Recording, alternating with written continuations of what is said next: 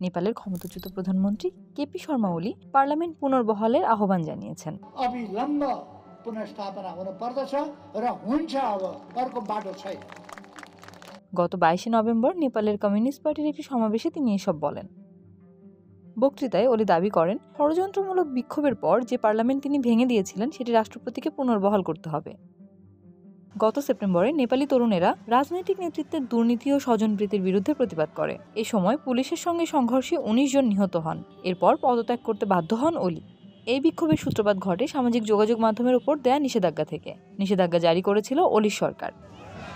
পরে বিক্ষোভকারীরা পার্লামেন্টে ঢোকার চেষ্টা করলে পুলিশ টিয়ার গ্যাস ও রাবার বুলেট ছোড়ার পর সরকার নিষেধাজ্ঞা তুলে নেয়। টিকটক, ইনস্টাগ্রাম সহ বিভিন্ন সামাজিক যোগাযোগ মাধ্যমে ছড়িয়ে পড়া পোস্টে দেখা যায় নেপালের রাজনৈতিক নেতাদের সন্তানদের বিলাসী জীবন, ডিজাইনার পোশাক, বিলাসবহুল জায়গায় ছুটি কাটানো সহ নানা দৃশ্য।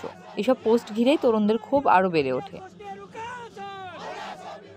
এখন নেপালের ওলি ফিরে এসেছেন নতুন দাবি নিয়ে। তার ক্ষমতা পতনের পর ভেঙে দেওয়া পার্লামেন্ট পুনর্বহাল করতেই হবে।